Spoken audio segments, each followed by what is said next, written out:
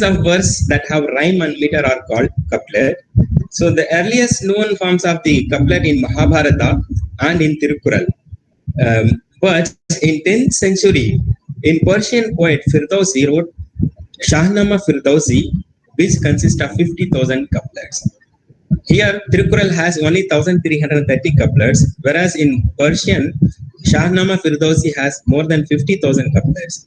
In Urdu literature, Mirza Ghalib and the Wali Dakhni, the father of Urdu poetry, are very known for their well known for their couplets. Why I'm talking about here about the couplets and the other things? In Urdu literature, the forms of Urdu poetry plays a vital role due to the demand of the meter.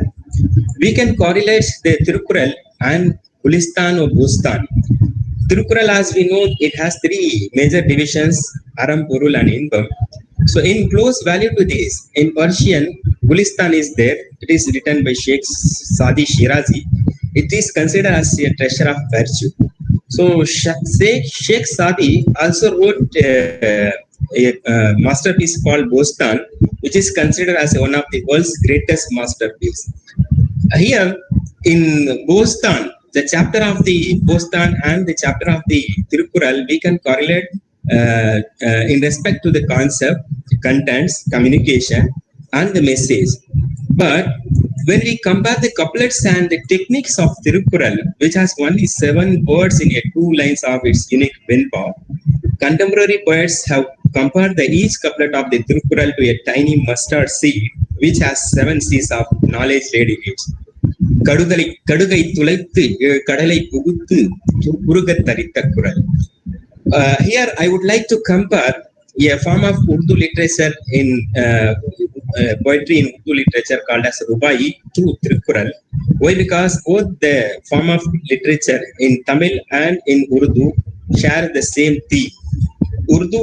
Rubai in Urdu is known Patron, a stanza of line rhyming alternatively, and it is a very toughest form of Urdu poetry because it is written only by using 25 meters category of meters used in one Rubai.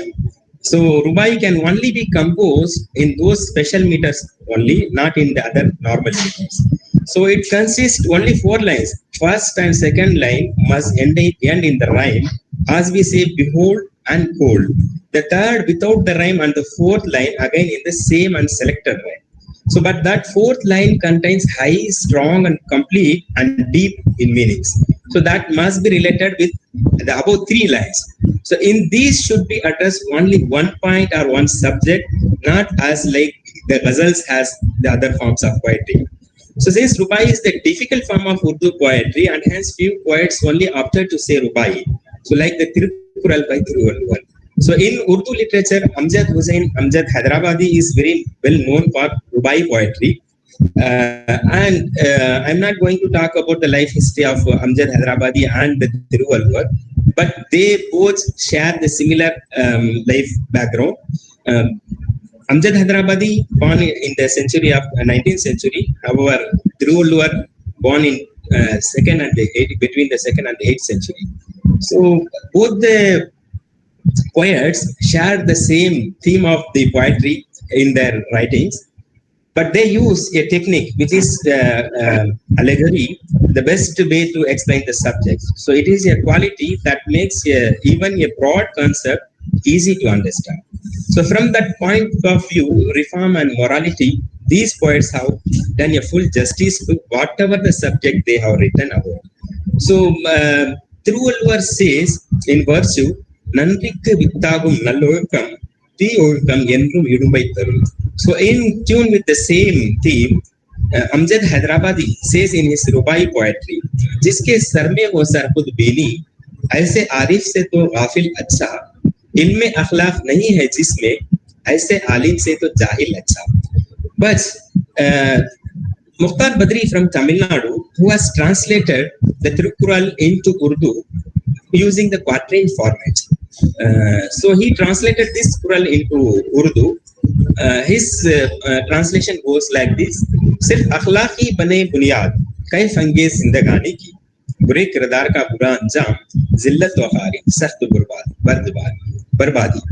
So here Amjad Hyderabadi and Tiruvallur say that one must fulfill one's duty as a human being only through compassion, mutual understanding and brotherhood can a person be a human being in the true sense of the word. So it is impossible to establish a human society unless one realizes the other as a one's own. So translation of Tirukural into Urdu or the Hindustani languages, even in Hindi, has been started too late, but it was a need felt by the section of Urdu people. The first translation work of the Tirukural was in the prose form, which was appeared in 1965 in a journal. Mukhtar Badri from Krishnagiri has translated Tirukural following verse-to-verse metrical translation. So in his translation, there have been minor deviations in a few cases, either because of the requirements of right or because of a literal translation does not make the poet's meaning quite clear. His translation under the title Loves Guhar was published in the year 2001. Followed by him, Azmatullah Sarmadi translated the Tirukural in verse form, but he could do the translations of first 100 couplets of Tirukural alone. His translation was published in Article, published by the Publication Division of Government of India in the year 1977. Professor Ismail Rafi, he attempted to translate the Tirukural into Urdu following rhyme translation method in a unique form, 3-line triverse form. It is a very unique one, but we should appreciate for his efforts. But it is sad that he could not complete the translation of total complete Tirukural. Professor Jalal Madani tried a good translation in a couplet form for a selected verses of the Tirukural, which were published in Urdu journals. So in general, translation is a hard task. And when it comes to a literary translation of a work from a culture of a particular region to another culture of a multidimensional is a challenge. So we do not find some of the cultural names of the particular region that is in Tamil Nadu or at any other place. Some of the local plants, vegetables, tools, games, religious events, caste offerings, trees, fruits of the unique available in Tamil Nadu may not be available in other parts of India. And hence it should not be translated but to be transliterated, otherwise it will give the wrong meaning. For example, one of the translator of Tirukural has made the translation of the word Kural in the sense of voice, and considering the word Tiru as we pronounce Quran with due respect of its holiness, Holy Quran, Tiru Quran. So like that, the translator has did the translation Tirukural as Muhaddas Awaz by giving the meaning as holy voice. I would like to give two or three examples of the Urdu translation of Tirukural and conclude my speech. Kural number 323, Onraga Nalladu Kollamai Matradan Pinsara Poyyamai Nandri. The Valluvar says that not to destroy life is an incomparably great good thing. Great good. Next to its goodness is restraining from falsehood. Mukhtar Badri translated as जुल्म है कत्ल जानदारों का, उससे तौबा बड़ी भलाई है, किस्बो नारास्ती से छुटकारा, ये तो एक और नेकी है. So according to his translation, killing of living is an atrocity. It is good for a man to repent for his act, and he must redeem himself from falsehood. Whereas Hasrat Suharwati rendered the translation as इंसानी जिंदगी के सबसे बड़े जौहर दो हैं, एक जानदारों की जान लेने से एतराज, दूसरा सच बोलना. He means that in human life two great things are essential. One is not to kill and second is speaking truth. Though they differ in transforming the meaning, however, both the translation reaches close to the Tirukural. Kural number 324, which speaks about what is good path. Tiruvallur says that avoid killing any creature is considered as good path. Nallaru எனப்படுவது யாதெனின் யாதொன்றும் கொல்லாமை சூழும் நெறி. मुख्तार बदरी translated as किसी जानदार के लहू से क्यों अपने हाथों को रंग ले कोई, इस इरादे से कर ही ले तौबा, शान इसी में है आदमियत की. So he says that repent for this thought is a great for the humanity, whereas Suhrawardi says that सीधा रास्ता वही है जिस पर चलकर इंसान जानवरों की कत्लो खून से परहेज करते हैं. So he says that good path is that the man not to kill the life. So among these translation, Hasrat Suharwati's translation give most perfection. So in translating the titles of most of the chapters into Urdu, the translators differed in meaning. Here, I would like to give some examples that chapter number 132, Mukhtar Badri translated as Shararat. Suharwati made it as Wasil ke Tasurat. So in Urdu, it would be Rutna, which is the perfect word as we found in the couplet. मुझसे तेरा रूठना हरदम का झुलता नहीं, दूध और दिल जब फटा प्यारे ये फिर मिलता नहीं. So and chapter 133, the Mukhtar Badri has translated as Nudrat, whereas Suharwati translated it as Zazzat-e Hijr. Here the word Nudrat rendered by Mukhtar Badri is perfect translation in view of this couplet, which goes on, माहिया थी उसमें वो नुदरत भरी जिनके एक एक पर को तकती थी परी. So the Urdu translation both in the poetical and the prose form rendered by Professor Suharwardi, Professor Azmatullah Sarmadi, Professor Jalal Madani and Professor Ismail Rafi and the poet Mukhtar Badri worth of praise as a maiden translation work. Either some has done part of the translation and some have dealt with the selected chapters and some of them has done the translation of their choice, which were published in various journals of their times. So in their translations, there are mistakes in understanding the true text, the concept behind that, what Tiruvallur meant for the work in that particular couplet. Even there are some blunder mistakes occurred knowingly or unknowingly. Kural number 6, Purivail Aindavittan Poitir Olka Nerininrar Need Vardu, which speaks about the control over the senses. But Sarmadi has translated it as Panch but his ke jisne ban kiye, who closes the five senses. And Mukhtar Badri had added 2 more lines due to want of the meter. As I mentioned earlier, Urdu Rubai is the quatrain which has 24 parameters that is required to be completed, or otherwise it will not be considered as a poetry in Urdu. Forms of poetry. So he added 2 more lines to complete the translation by adding attained with struggle by becoming a pious person, which is not there in the true text of the Tiruvallur. So they differ because of the want of the meter and the requirements in the target language. And moreover, all those translators, they don't possess the native Tamil language as their mother tongue. And finally, I also did a translation of this one in the name of Ganjina Hikmat, which was published and published by Central Institute of Classical Tamil. The Tirukural are appreciated by the Urdu lovers in generally, Urdu scholars and Urdu critics. Urdu is known for its sweetness, and the Tirukural, which is a very short by itself, is here considered as a very sweet too. But the flex, the extempore, the impression of Tirukural come into the hearts of the Urdu people, and even some of the couplets are seized in their mind and are popular in their day-to-day speech. I could say that I had tried my best to give the Urdu translation close to the perfection, giving the impression that this is how Vallur himself would have written his couplets. So my translation are absolutely plain and direct translation from Tamil, and could be one of the most important and deciding points in understanding the Tamil couplets of the Tirukural in a better manner. So the earlier Urdu translation of Tirukural stress on the target language, so they deviate for want of meter. My stress is the translation should be true to the text. I do agree that no translation can offer the exact rendering of Tamil text Tirukural.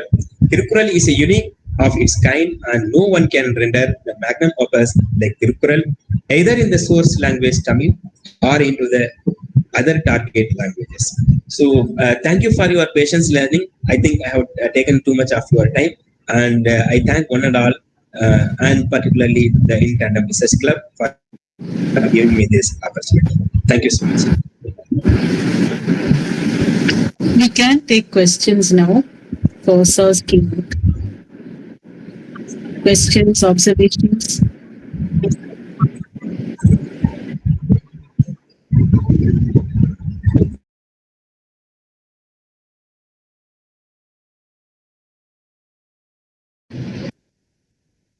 So, sir, I, am I right in assuming that a number of those who have attempted translation of Tirukural have done it from the English translation? They've not directly done from Tamil, the other translators you had mentioned. Yes, ma'am. Yes, ma'am. You are right. Professor Hasarat Suharwati, being an English professor, what at Jamal Muhammad College in Tiruchi, Okay. his mother tongue was Urdu. He has very well versed in Urdu language, but he has to depend the translation of English to transcend the Tamil literature into Urdu. And Mukhtar Badri, who is a very good poet, belonged to Krishnagiri. He did various short stories of Tamil into Urdu and Urdu short stories into Tamil literature. Among the people you have mentioned, are there people who are not connected to Tamil Nadu? I could not get it.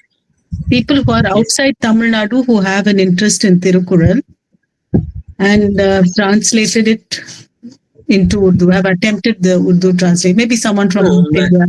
No. Except Tamil, from Tamil Nadu, nobody has translated in India.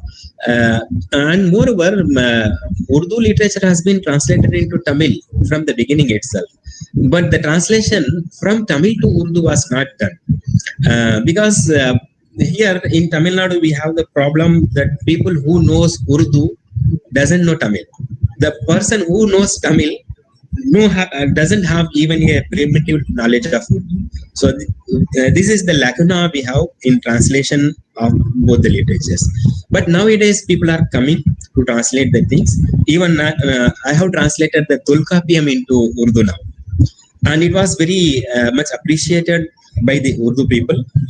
Now the Urdu translation of the Tirukural and as well as the other literature by the other translators also is very much taken by the Urdu peoples at a large now.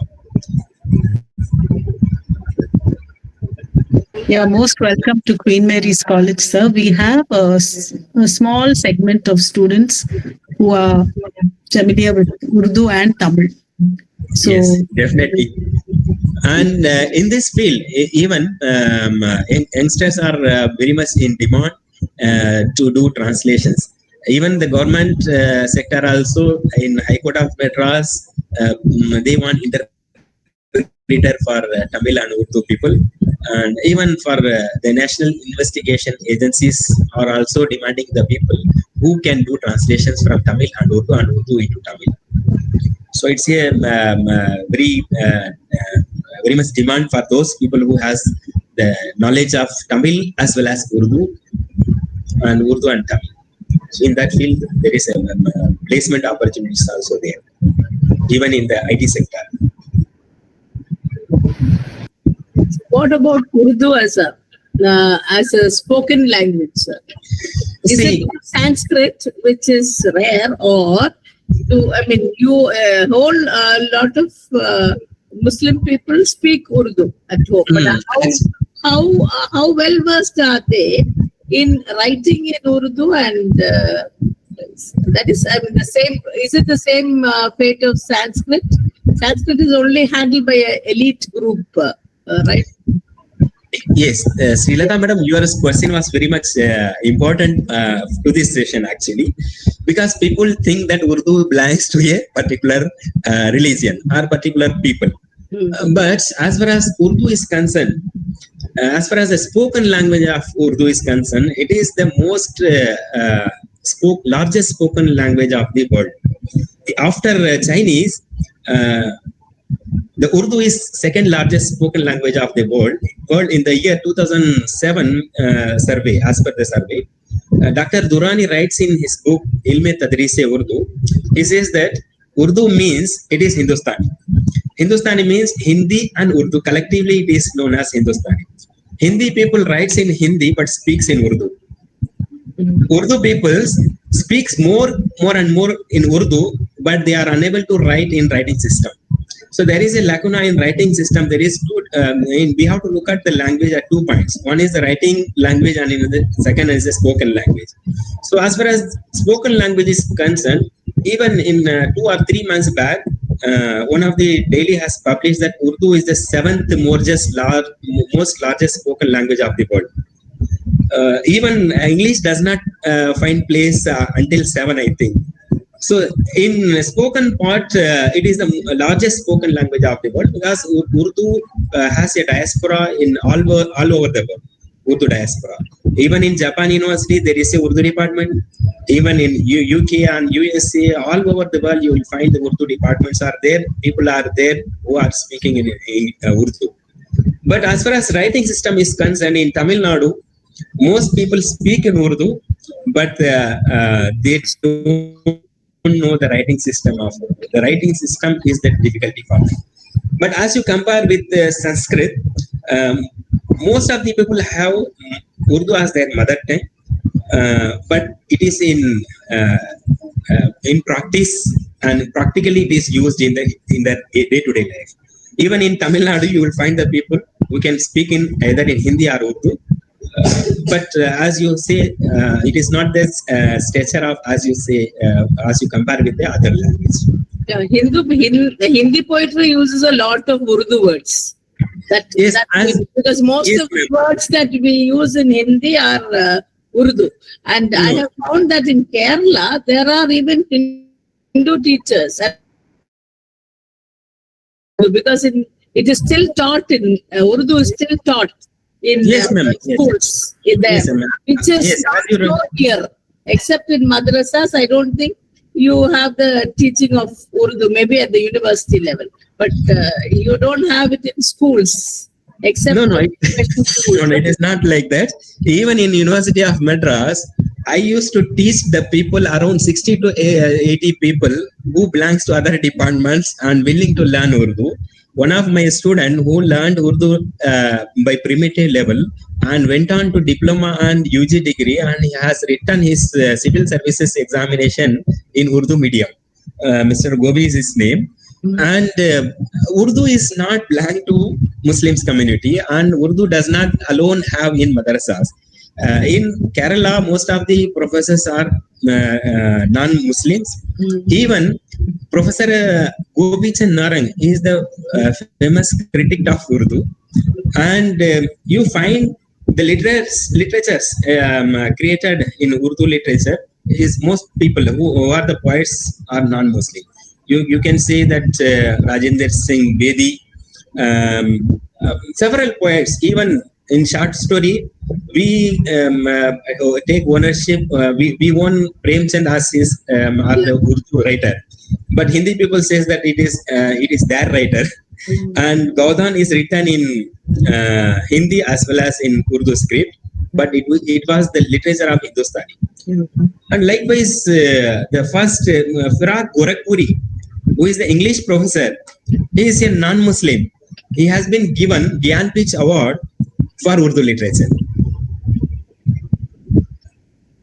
So it doesn't have any connection with the religion.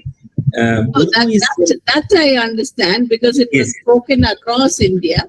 But people now take up, only Muslims take to learning of Urdu, or it should be students of No.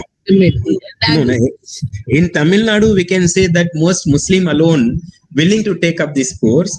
But when you go into beyond Tamil Nadu, in Hyderabad, you will find most people, even in Hyderabad Central University, 2 non-Muslim Urdu professors are there. They are teaching Urdu in master level and they are guiding the students for PhD in Urdu. So not only here in Kashmir University, even in Delhi University, even in JNU, you will find people, the teachers of Urdu language, also non-Muslims. The learner of Urdu language is also having non-Muslim as well as the Muslims. But in Tamil Nadu, we have that only Muslim people are learning Urdu. But it is not true. Even in our own department in Madras University, people used to learn Urdu. Even from the department of Tamil people used to hate Hindi, but they love Urdu. Northwest frontier also, Punjab. Yes, Punjab. I was in Punjab in 90. And the church over there, the older generation, people in their 80s, 70s, late 70s, 80s, they all used to read only Urdu Bible. Yeah, the hymns are all in Urdu. Yes. Hymns are all in Urdu. A lot of the Hindi worship songs are in Urdu, Christian worship songs. For your kind information, our former Chief Justice of High Court, Justice Markandeya Kadju's mother tongue is Urdu. He is a very well Urdu writer.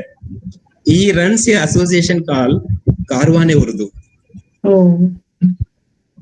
Now I think nowadays he is in Chennai. I think he has again come here for a official visit. Thank you, sir. It was so refreshing. It was a totally new area, and yes. Thank you so much for the opportunity, Preeti Madam. Actually, I was very much hesitant to be in your forum. Due to my preoccupied situation, I was not able to agree and accept your invitation to deliver a lecture during the Ramadan. But today also I am not available. But since I committed, I cancelled my program of Hyderabad, and because of your love and affection, I am here. Thank you. Thank you so much for the opportunity. Thank you so much, sir, for that enlightening and enriching address. Your insights truly remind us that translation is not merely linguistic, it is deeply human as well. So now we move to our paper presentation. I invite Ms. Titir Chakraborty, PhD Research Fellow of Comparative Literature, Jadavpur University, to present a paper titled in the English translations of nonsense literatures from various Indian languages. Ma'am, we are eager to listen. Please proceed. I hope I'm audible enough. Yes, audible. Okay, thank you. A big thank you to the organizers of In Tandem Research Club and the Symposia.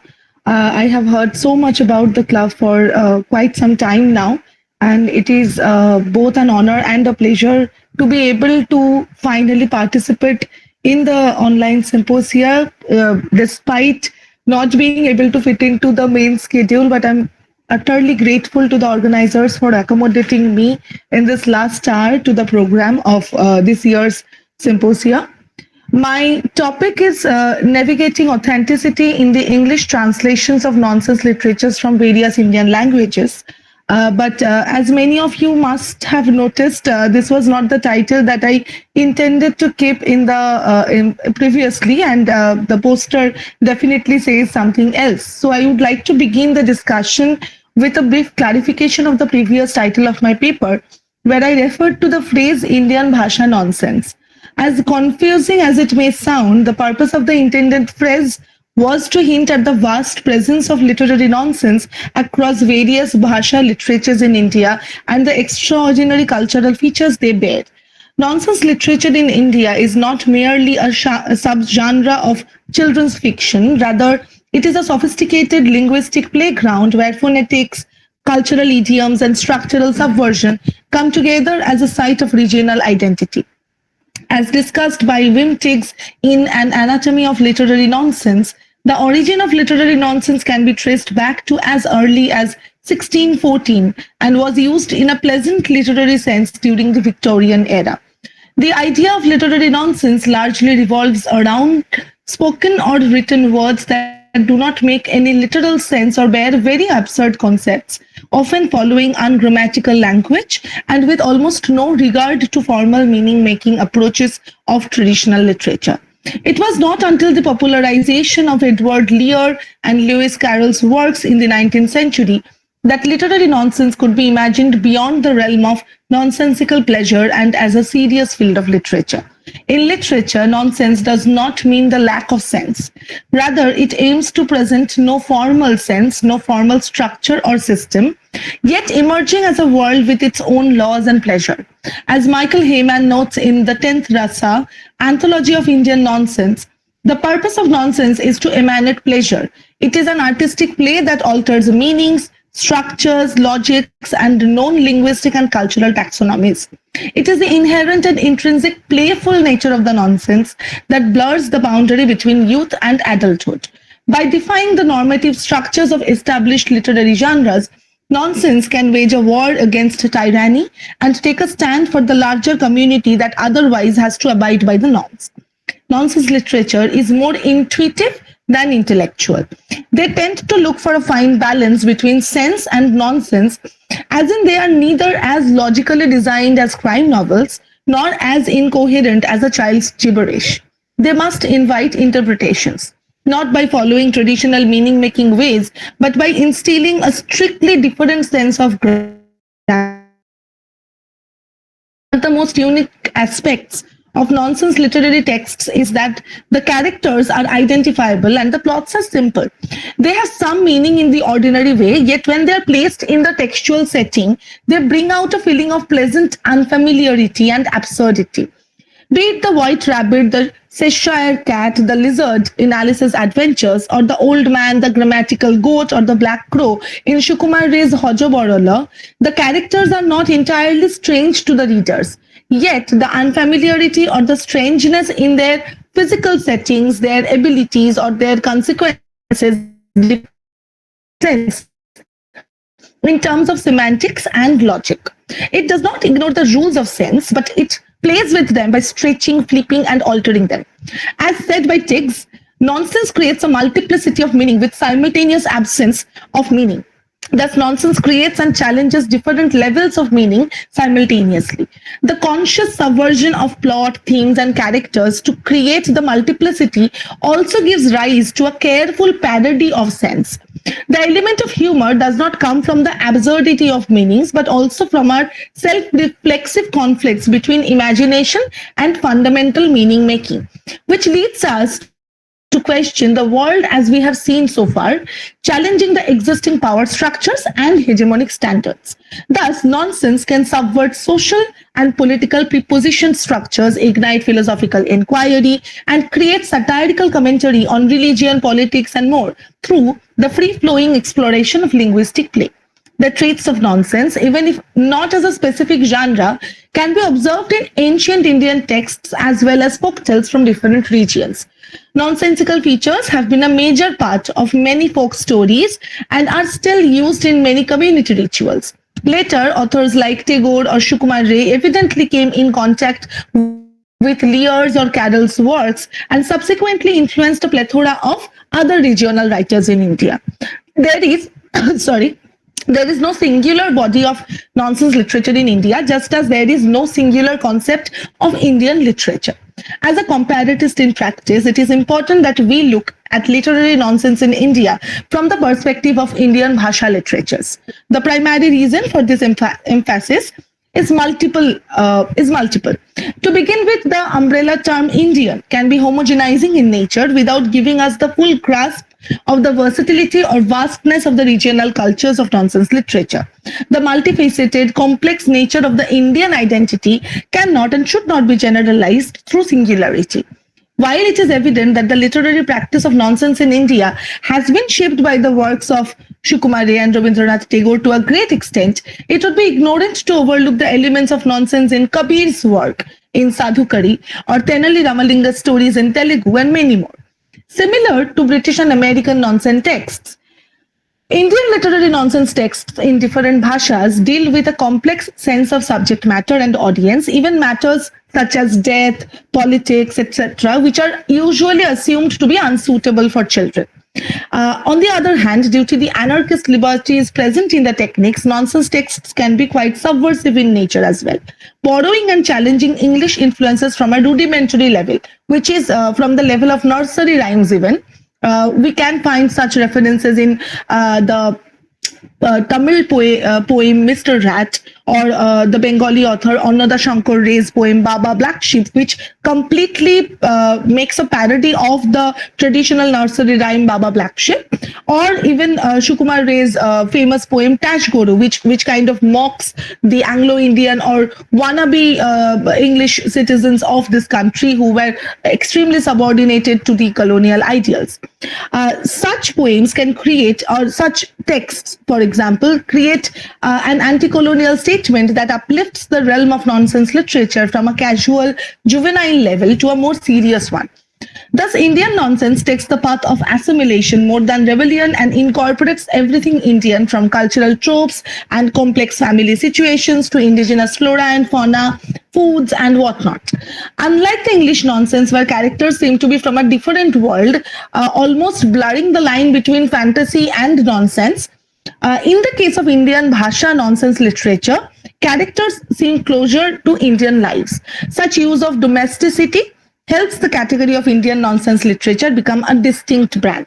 Another interesting aspect of Indian nonsense texts is how they take the carnivalesque turn on the established Indian values and aesthetics, including the sacred realms of religion, class, caste, race, guru-disciple or elder-younger relationships, royalty and ordinary lives, etc. In general, everything that has a predisposed entitlement to respect.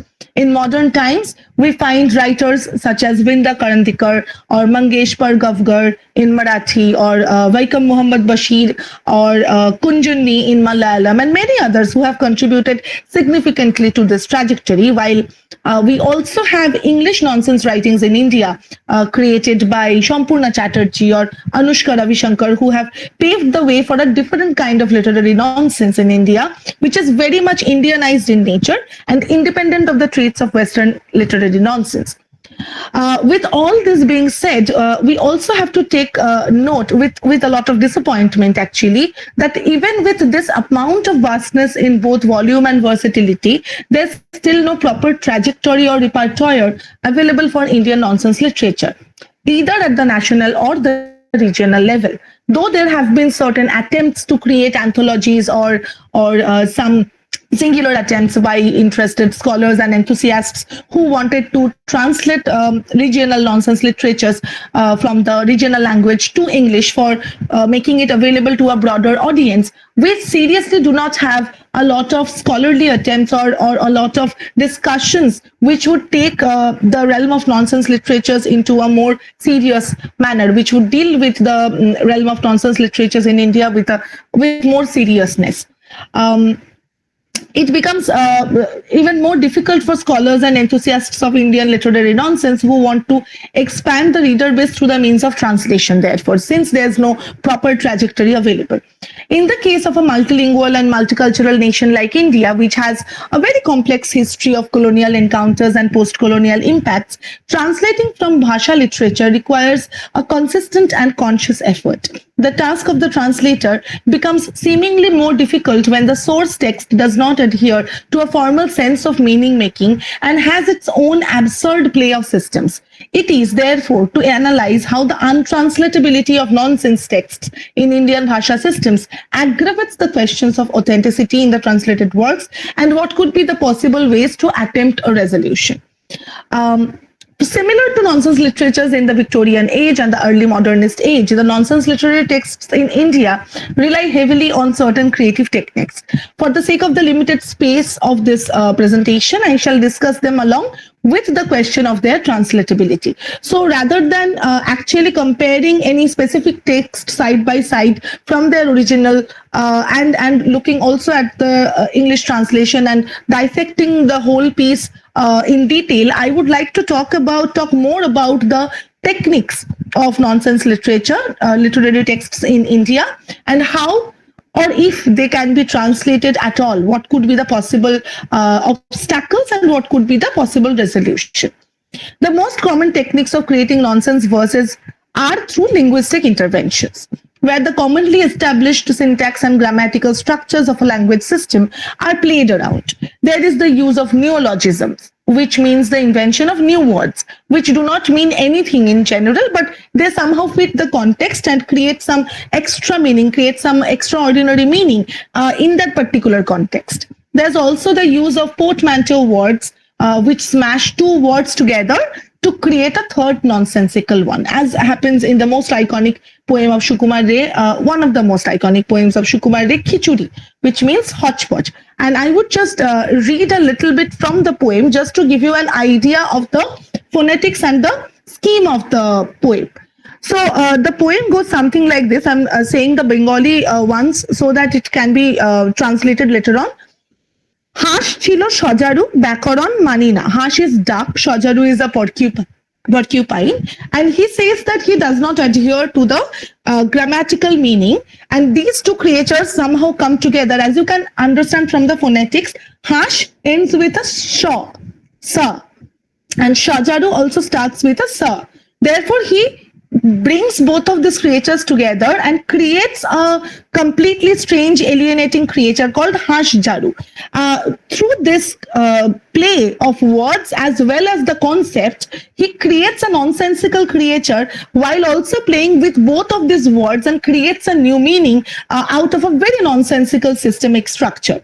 The same goes on with many other creations such as Bok and Kotchop. Bok is a stork and a Kotchop is a tortoise. Similarly, there's Tia, parrot, and chameleon. So he does not only create such creatures through these poems, but he also goes on to substantiate his nonsensical argument, which sounds like an exact oxymoron, nonsensical logical argument, by providing us with very proper illustrations of these creatures that he's talking about. So coming to the translation of this very same thing, just give me a moment.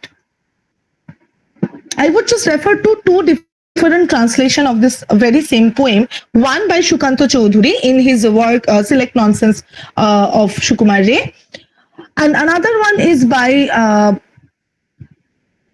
Proshenjit Gupta, who is a freelance translator, who has also translated this poem in one of the online journals. So Shukanto Chaudhuri's translation goes something like this: a pochard and a porcupine, defying the grammarians, combined to form a pork-orchard, unmindful of their variance. A stork upon a tortoise grew, exclaiming, "What a hoot! A very handsome storkoise now we jointly constitute." A parakeet, its features lent unto the lowly lizard, in puzzle whether flies or fruit would better suit its gizzard. So it goes something like this, incorporating some new meanings as well, because the actual poem, it does not talk everything about as it has been presented in the translation. For example, in puzzle whether flies or fruit would better suit its gizzard, that has not been presented in the original version of the poem. But for the better suitability of the rhyme scheme, for the better suitability of the phonetic pleasure of the poem, such a line has been introduced in the translation. Similarly, in the other translated version that I was talking about, I'll just read out the same exact lines from the second translation, which says, "Was a duck porcupine, bracket, to grammar I bow not, became duckupine, but how I know not. Stork tails turtle, indeed it's a delight, our stortle shape is exactly right. Parrot head lizard feels decidedly silly, must he spurn all bugs for a raw green chili." So this version has adhered more to the meaning of the original Bangla, but the rhyme play, the stylistic play is more juvenile than it has been in Shukanto Chaudhuri's translation. I'm not going to compare more, but all I wanted to emphasize on through both of these translated versions of the same poem is to make the audience understand how important it is to emphasize on sounds and phonetics over sense while translating a nonsense literary text, because there's also the strategies of alliterations and reduplications. So when we talk about translating Indian literary nonsense texts into English, we also have to keep in our minds such strategies. There's also something which Michael Heyman has talked about in his introduction of the 10th Rasa, the anthology that I was talking about in the beginning, which is called nonsense tautology, where two words are placed side by side, but the implied meaning of these two phrases or two words are completely different, but the actual meaning is the same. But it is how both of them are placed side by side that creates a nonsensical tone. For example, there is a folk tale called A Story About a Story, which goes something like this. There was once a bare tree. It had an 18.5-foot thorn. On its tip were 3 villages. 2 were empty and no one lived in the third at all. In it lived 3 Brahmins. 2 were. If you listen to this closely, if you listen to this more carefully, you would understand that this distinction of these 3 villages in this particular story, there's actually no such distinction in quality or in nature of these 3 villages, because 2 are empty and no one lived in the third at all. So they are essentially the same thing, but by placing them with different kind of word plays, there's a nonsensical, absurd concept that's being created here. Similarly, in it lived 3 Brahmins. Already we were introduced, the readers are introduced that nobody lived in any of these villages, but now it is being said that in it lived 3 Brahmins, 2 were fasting and 1 ate nothing at all. So this is a reference of nonsense tautology, which is also present in British. But this kind of treatments in the original story, it becomes very difficult for the translators to convey the exact sense of the nonsense, if there's any such thing at all.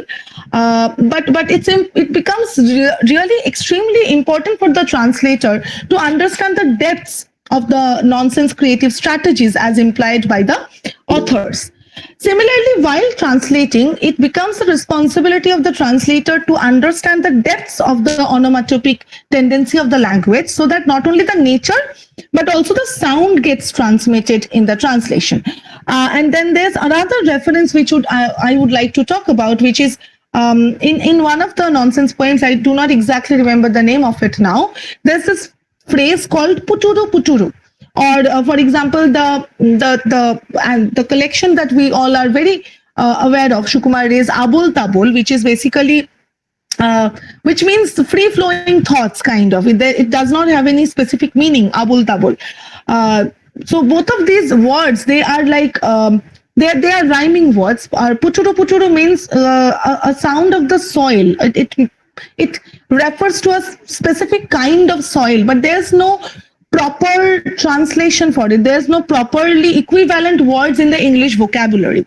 Similarly, for Abul Tabul, there's no designated word in the English vocabulary. So it really becomes extremely difficult for the translator to make sure that they are being able to transmit not only the meaning, but also the essence of it, the onomatopoeic, the phonetic essence of it. For example, Shukanta Chaudhuri, in his collection, he has rephrased Abul Tabul as rhymes without reason, which is literally the spirit that Shukumar Ray wanted to convey through his writing. And I'm coming to that, the essence of nonsense that Ray himself has defined.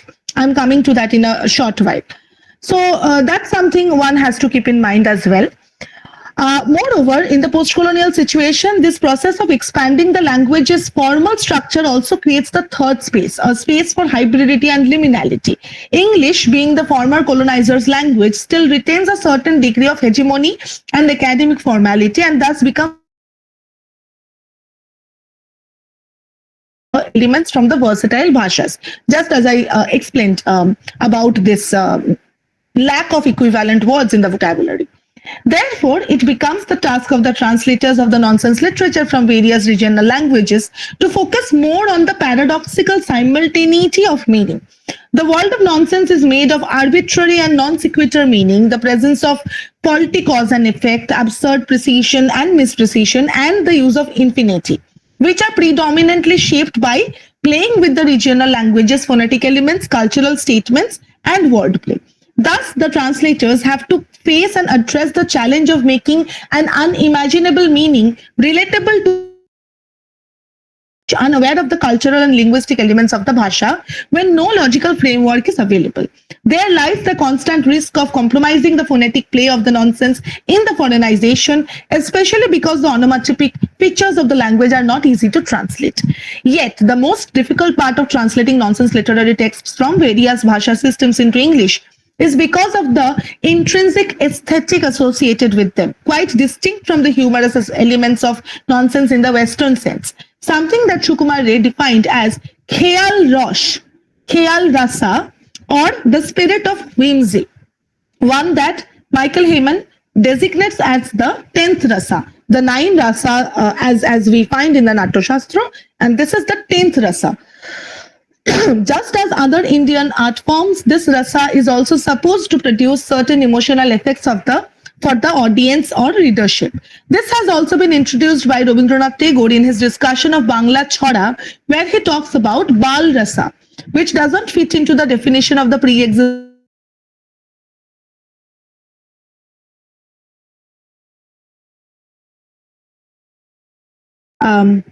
separating it from the existing comic or happy rasa of Bharat. Ray implies how the sense of whimsy or khayal has always been there, even as a rasa which is not temporal but rather an eternal feeling without affecting other rasas. Even if the translators attempt to create neologisms or portmanteau words in the target language, in this case English, the khayal rasa aesthetic of the texts are often hard to interpret in simple language translations. There are no specific prescriptions to resolve the issues as observed in this case. One possible intervention could be to prepare more bilingual translations of nonsense literary pieces, which could feature both the original texts and their romanized versions, along with the translated work, so that the reader gets to enjoy the phonetic structure of the nonsense as much as possible. Although these translations are essential to the survival of Indian nonsense in a globalized world, they would also continue to be sites of ongoing interaction between post-colonial limitation and creative liberty. But as long as the attempts are in place, we should remember that the translator is probably doing a good job. And to sum up my entire discussion, I would end with a quote from Professor Shukanta Chaudhury's introduction of the translation of Sukumar Ray's selected nonsense texts, where he says, "Clever men might debate whether nonsense can be translated, but I reassure myself that at worst, the result will still be nonsense." Thank you. Thank you. I have an observation. You said that there is nonsense literature is available in other Indian languages. You particularly mentioned Malayalam. Malayalam, yes, but I think in Malayalam we have the Hasya Sahityam, which is quite different from what you call nonsense literature. It's very, very, very different. Because it is mostly satirical. What you have is heavy satire, actually, both the middle and the other kind. So, but when I read Sukumar Ray, I don't know, so many years ago in English translation, I felt he was just like Louis Carroll. Louis Carroll, right? Those nonsense were, and Edward Lear.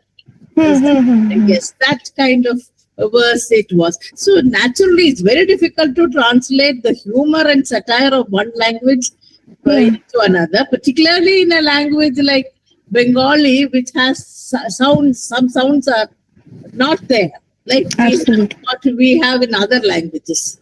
Right? I think I have noticed, because I'm familiar a little with Kannada and with Bengali, we have certain, sounds that are not there. It's still maybe difficult to translate. But then I enjoyed Sukumar Ray's works because it was, as I loved reading Louis Carroll, and naturally I loved reading Sukumar Ray also. So that way it is, that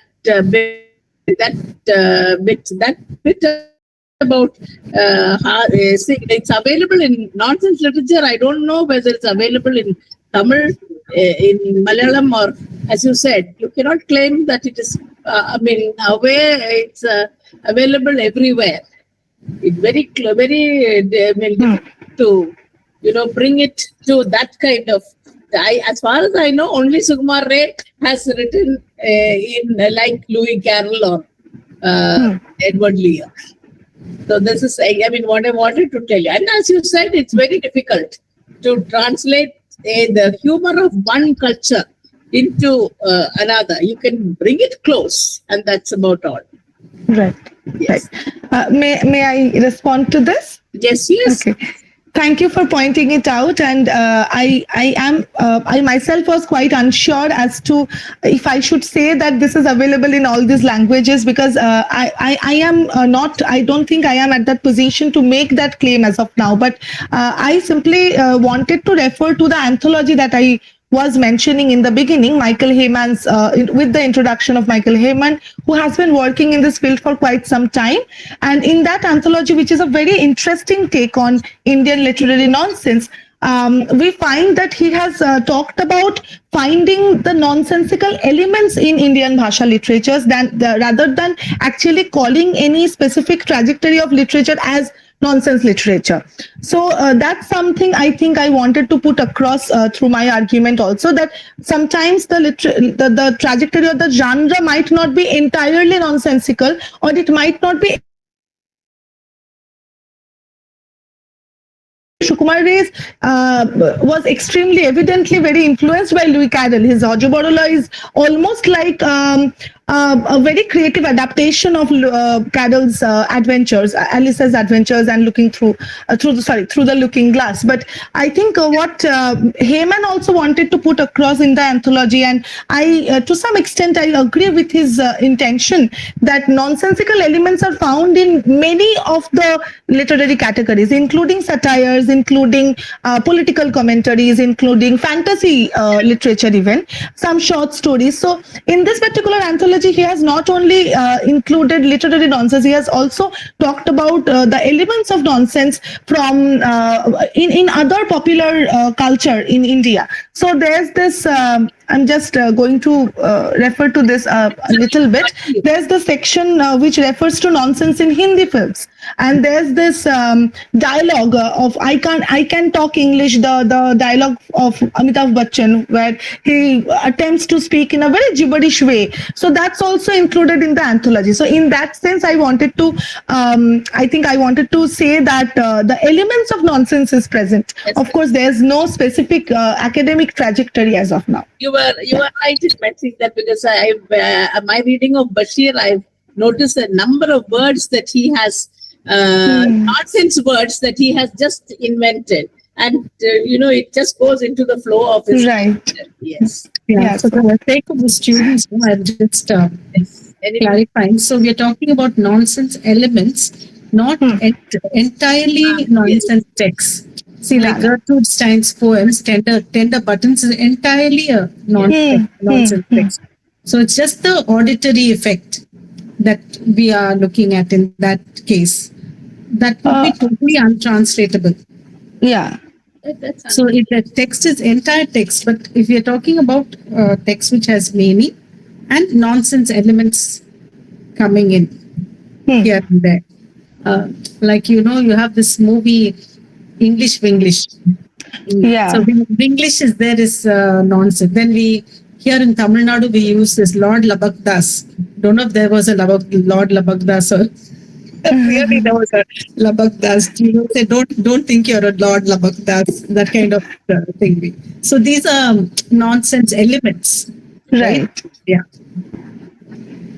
But Sukumar Ray is just like Louis Carroll, and you have a lot of Edward Lear and all that. Plenty is there in Sukumar Ray. I love him, actually. I love reading Sukumar Ray. Then only I realized so many years ago that Bengalis have a lot of humor. I think so. Right. Thank you for that presentation. Thank you. And it's been a nice valedictory session. Thank you so much. The students, no comments at the last. I'll share some nonsense text with them so that they know about nonsense literature. That Spike Mulligan, that's another, I think, modern day writer. Spike Milligan. American, I think he is. Do you think he is a nonsense writer? Have you read any of his tests? No, so far I have not been able to. Humor. But I would definitely take a look at it. Gibberish is very therapeutic. I remember, indulging in gibberish and found it very therapeutic. Yes. Yeah. Yes. So, yes, Sai, you have what's next on the cards? It's vote of thanks, ma'am. So before Thanks. And Prithvi, do you want to screen your PPT because you missed it quickly Yes. without a voiceover? Yes, ma'am.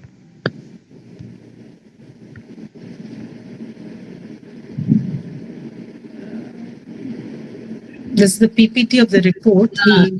He missed screening it.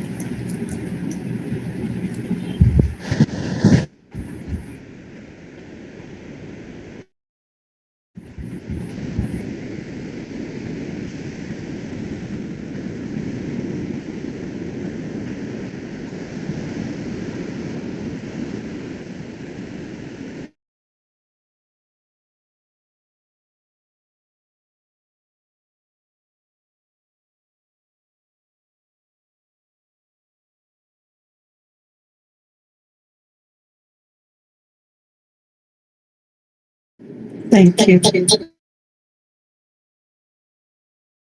Thank you, ma'am.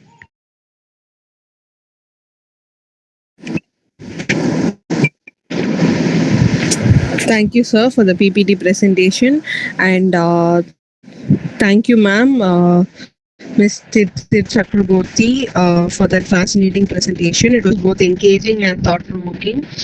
Truly a wonderful contribution to today's discussion. And now, as we approach the close of this meaningful evening, I invite Ms. Irangumle Hemang, Secretary of In Tandem Research Club, to deliver the vote of thanks. A very good evening, one and all. Respected principal, distinguished keynote speaker, esteemed paper presenter, Rufus Patron and board member of In Tandem, faculty members, research and their participants. It is my proud privilege as the secretary of the In Tandem Research Club to deliver the word of thanks on behalf of our club. Firstly, I extend our heartfelt gratitude to Dr. B. Uma Maheswari, Principal of Queen Mary's College, for her gracious welcome and constant encouragement. We are deeply thankful to our keynote speaker, Dr. Amanulla M.B, for his enlightening lecture on translations from Tamil to Urdu. His insights have enriched our understanding of translation across Indian languages. Our sincere thanks to Ms. Titir Chakraborty for her thought-provoking paper on navigating authenticity in translating Indian Bhasha nonsense into English. We are honored by the presence of and felicitations of our patrons and board members, Dr. Samuel Rufus, Dr. R. Srilata, Dr. Joshua Kanan Selvan, Dr. Shriya Bhattacharjee, and Dr. Debashri Datare. Your support continues to inspire us all along the way. A very special word of appreciation goes to Dr. Maria Preeti Srinivasan, head of the Department of English, for her leadership and encouragement that have guided this initiative with visions and dedication. We also acknowledge Mr. Prithvi Rajan as for presenting the annual reports and Mrs. Sai Krupa for her tireless coordination. Finally, I thank all faculty members, research scholars, and participants for your active engagement. Your contributions have made this valedictory session truly meaningful. On behalf of all the In Tandem Research Club, I express our deepest gratitude to each and every one of you for making this program a success. Thank you all and have a great time ahead. Thank you, Ms. Rangle Hemant. Before we move ahead and close the session, I would like to take a moment to acknowledge members of our In Tandem family who couldn't join us today. Dr. Shreya Bhattacharjee and Dr. Samuel Rufus sir. Though not present with us this evening, they have been an integral part of this academic journey. I would like to extend our gratitude on behalf of In Tandem Research Club to them. Thank you. As we conclude, it feels like an ending, less like an ending, but more like a pause before many more conversations, ideas, and journeys begin again. This year, In Tandem has shown us something profound, that translation is not just about words, it's about understanding people, understanding culture, understanding the spaces between differences from region to region, language to language. We didn't just translate texts, we translated experiences and we became a little more connected, a little more aware, and a little more enriched. Thank you all for being a part of this journey. Let's carry these. Have a beautiful evening. Thank you all. Thank you, Sai. You have been a great host this evening, and you have made this memorable for us with excellent comparing and very thoughtful, soulful observations. Thank you, Sai. All that you said made us feel good about this entire, project of having 18 sessions. And since you are a student, it's like a feedback. Whatever you said is like a feedback, and we feel that you're voicing for your entire group of postgraduate students. Thank you so Yes, much. ma'am. Thank you, ma'am. It's an honor. Thank you. We feel so fulfilled when we listen to you. Thank you. Srilata, not bye. You're going to be with us till kingdom come. Thank you.